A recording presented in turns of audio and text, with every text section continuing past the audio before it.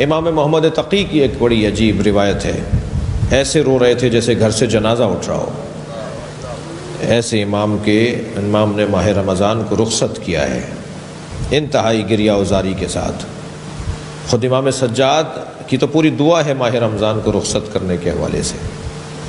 جی اتنے اچھے ایام ہم سے جا رہے ہیں، ہمیں جو سکھانے، سمجھانے، پڑھانے، تربیت دینے، ہمیں سنوارنے، ہمیں سجانے جو ایام آئے تھے، جو ہمیں انسان بنانے کے لیے آئے تھے، پھر انسانوں کو اللہ کا ولی بنانے کے لیے آئے تھے، پھر ولیوں کو اور ولایتیں دلوانے کے لیے ایام آئے تھے۔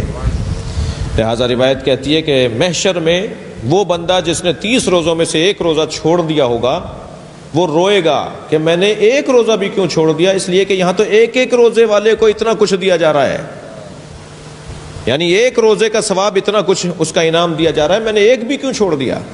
اگر میں نے ایک روزہ نہ چھوڑا ہوتا تو مجھے یہ بھی کچھ ملتا جو روزہ رکھنے والوں کو دیا جا رہا ہے۔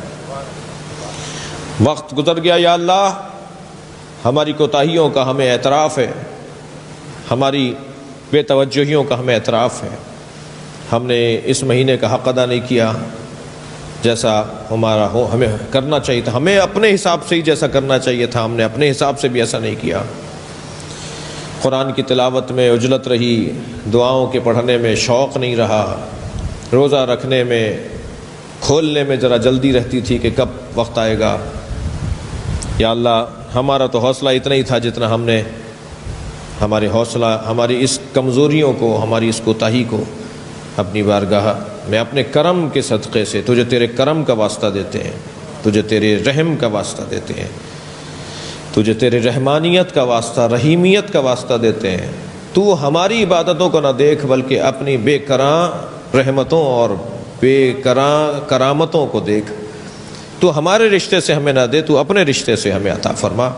ہماری جو کوتاہیاں تھیں انہیں نظر انداز کر دے، انہیں برطرف کر دے، اور بہترین اجر و ثواب ہمیں عطا فرما دے۔ اور جو عید کا دن ہمارے لیے آئے اس دن کو ہمارے لیے، مسلمانوں کے لیے عید قرار دے، نبی اور آل نبی کے چاہنے والوں کے لیے شرف قرار دے، عزت قرار دے، ہمارا وقار بڑھے، ہماری عزت بڑھے۔ مسلمانوں کا جو وقار زبوں حالی کا شکار ہے، جی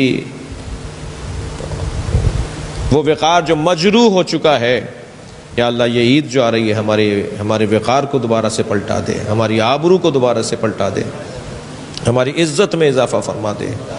ہمارے جو مسائل اور مشکلات اور پریشانیاں، ہر شخص اپنے مسائل سے خوب تیری بارگاہ میں مسلسل دعا گو رہا، ہر شخص اپنے مسئلے تجھے بتاتا رہا۔ یا اللہ ان مسائل، ان مشکلات، ان پریشانیوں کو برطرف فرما دے۔ پروردگارہ ہمیں ہماری زندگیوں میں یہ ماہ مبارک رمضان ہماری زندگی کا آخری ماہ مبارک قرار نہ دے، ہمیں آئندہ بھی روزے رکھنے کا موقع عطا فرما۔ اس دفعہ ہم سے غلطیاں ہو گئیں، کوتاہیاں ہو گئیں، یا اللہ ہم آئندہ نہیں کریں گے، ہمیں ایک دفعہ اور موقع عنایت فرما دے۔ ہمیں یہ تو پتہ ہے کہ جب آنکھیں بند ہوں گی، روح قبض ہو جائے گی، تو ہمیں پھر پلٹنے نہیں دے گا، پھر گنجائش نہیں رہے گی پلٹنے کی، مگر ابھی تو تیرے ہمارے ہاتھ میں ہے کہ ہم تجھ سے یہ کہہ دیں کہ اپنی اس سنت کے اوپر کہ ہماری عمر کو لمبا کر دے، تاکہ ہم تیری عبادت کا آئندہ لطف لے سکیں، تیری عبادت کو زیادہ بہتر انداز سے کر سکیں۔ قرآن والوں میں اور اہل قرآن میں ہمیں قرار دے، سال بھر ہم قرآن مجید پڑھتے رہیں، قرآن مجید سے ہمیں دوستی ہو جائے، پیار ہو جائے، یہ توفیق عطا فرما دے۔ ہمارے مرحومین کی روحیں ہماری طرف اس مہینے میں خاص انداز سے دیکھ رہی تھیں کہ میرے بچے، میرے پوتے، میرے پڑپوتے، میرے نواسے، میری اولادیں، میرے متعلقین ہمیں کتنا یاد کر رہے ہیں۔ یا اللہ ہم نے کوشش کی کہ اپنے مرحومین کو بھی یاد کریں، جو ہم سے رہ گئے، جو ہمارے عزیز مرحومین ہم سے یاد کرنے میں رہ گئے یا جنہیں ہم نے یاد کیا، یا اللہ ان کی مغفرت فرما دے۔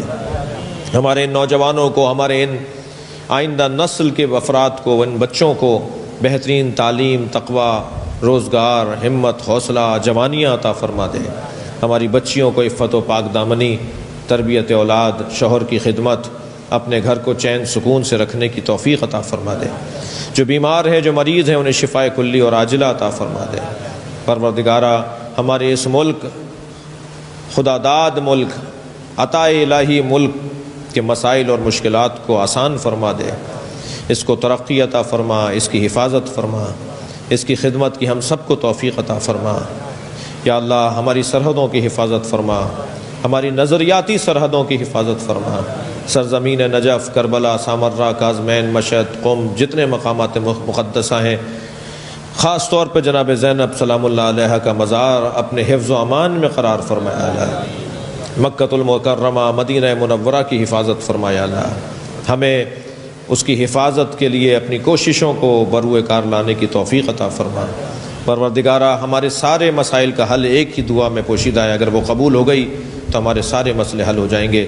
یا اللہ، امام مہدی کے ظہور میں تعجیل فرما، تعجیل فرما، تعجیل فرما۔